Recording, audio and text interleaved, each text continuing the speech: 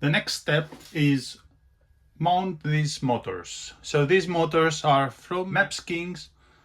It's a 2004 dimensions. They do look premium quality.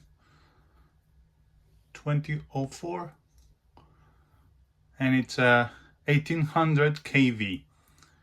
That means it can take up to 6S battery. I think I will go with 4S battery with this drone. We'll see. They are quite wide, very wide shaft. That means they will be high efficient, and I'm going to use these propellers with them, so they are going to be very efficient with these motors. And of course we have to measure the wires before we cut them, because we don't want to cut them too short. Something like this. Not too short, but not too long as well. Okay, so let me do all the screwings, screw the motors on the frame, and I'll get back to you. Okay, motors are mounted, and now we will put the rubbers on the flight controller corners.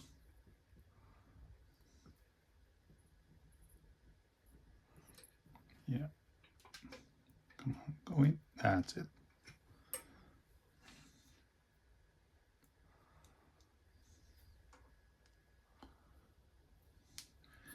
And we are going to mount it according to the diagram. This direction is going front, so it goes like that. Oh, one more thing, I had some spare screws and I mounted it shorter, so I cannot have extended screws inside to make it a little bit more tidy, but it's up to you. You can leave it as it was, or use your own screws. I have these sets, I bought them from Amazon, and I use them to many other quadcopters, so yeah. Okay, so I finished the solderings. It was so difficult, so hard, because look at that. You see that?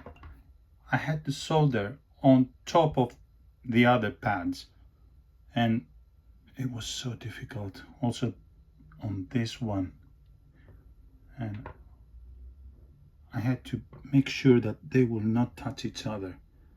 It was so challenging. So anyway, it's done now. We are mounting the camera on the frame with the M2 5mm, I think they are. Yeah. Let's put it like so, and then the other side. Make sure to put the silicone vibration dampers correctly.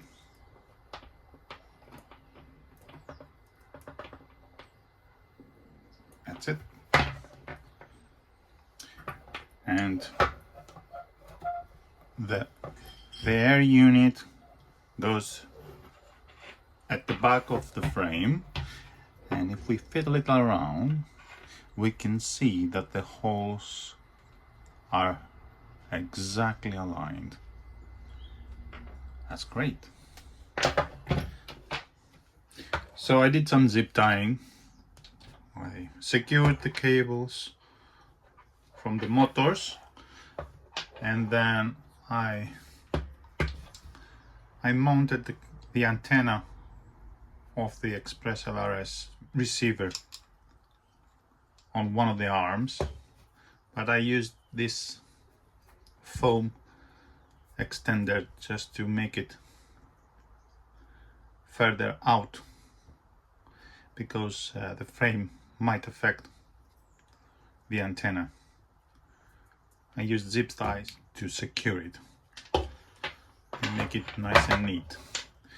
The battery will go under the frame, so the antenna will not be affected. Let's plug the drone and see what will happen. Ready?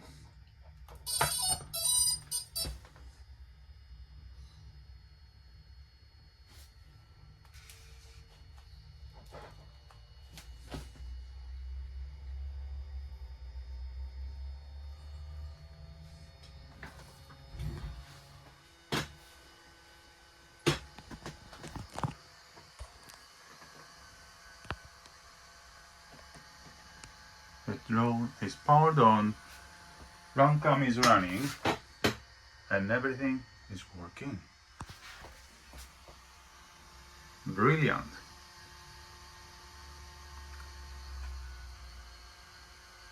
I think I'm going to edit the OSD. Yeah, I don't really like it's missing some part. Like for example, the GPS is not there. Let me add it. Now the next step is to reorder the motors, because from what I saw, the motors as they are now, they are very wrong. And in order to do that, in the Betaflight, we click this button. We go to motors, hit this button, we understand the risks, and we click start. And now you can see that there is one motor spinning, so we select the motor that is spinning. Then that's the next one, number 2, number 3, and number 4, and we click save. And now with this setup, the motors should be ready. And let's test them now. Yeah, I understand. Yeah, motor 2 correct, motor 3 is correct, and motor 4 is spinning correct. Nice. Okay, so in order to have the Express LRS receiver on binding mode, here's what we need to do. I'm gonna try to show it to you. If I plug it only once, you see that red light blinking like that? That's not what we want. Here's what we need to do in order to have double blinking. Look. 1, 2, 3. See now?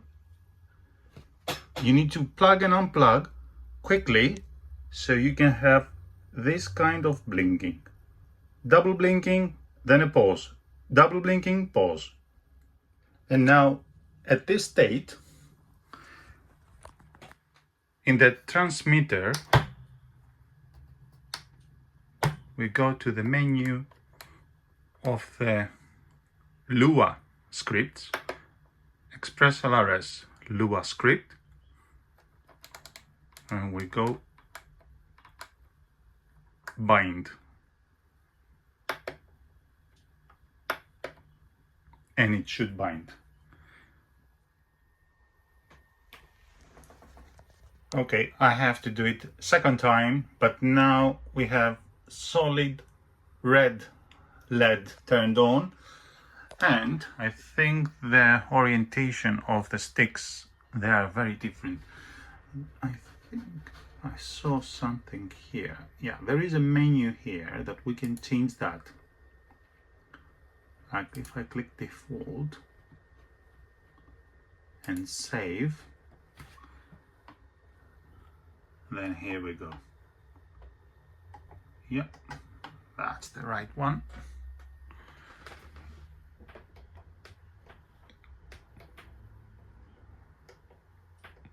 Yes, everything is done. And now by going to modes, shit yeah, is about to get real. that's the one. Shit is about to get real. And Stabilize, acro. no, that one, I'll make it all the way up here. Angle, acro. Okay, so as you can see, there is no telemetry. And in order to fix that, we need to go to receiver and just flip that switch. Save and reboot.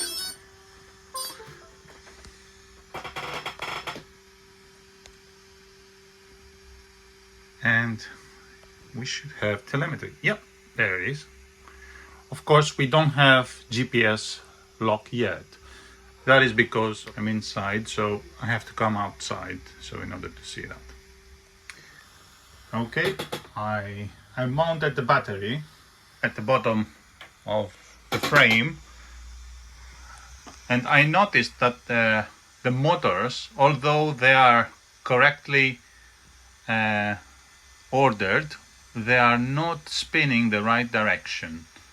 And of course, Betaflight has an option to fix that. Motor directions, yeah, and wizard, and then we click this button and we feel how, yeah, it spins inwards.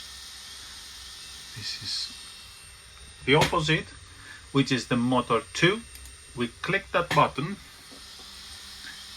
and now it spins inwards.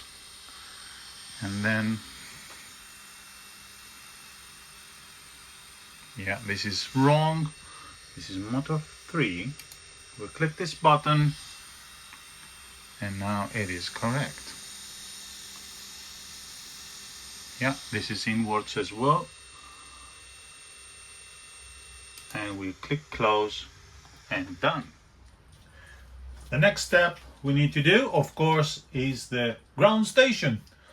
We are going to use the new Emax VRX, and we are going to flash the official OpenIPC SBC 2.0.0 Beta 2, but with the latest Pixel Pilot.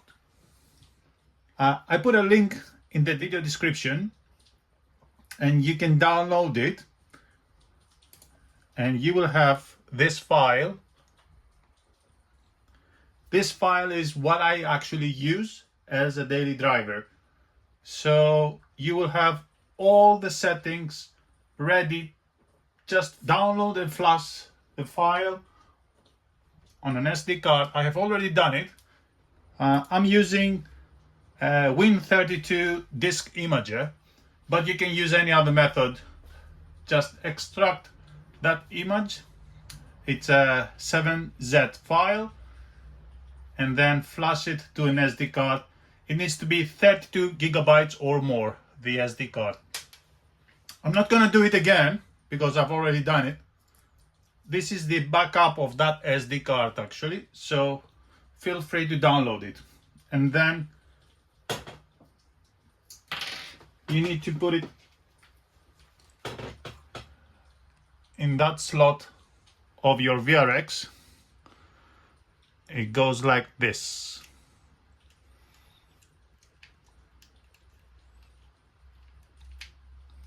Okay.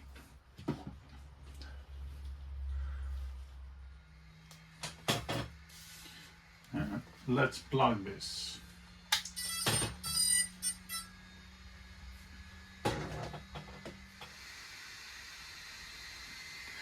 And you can see that I do have video.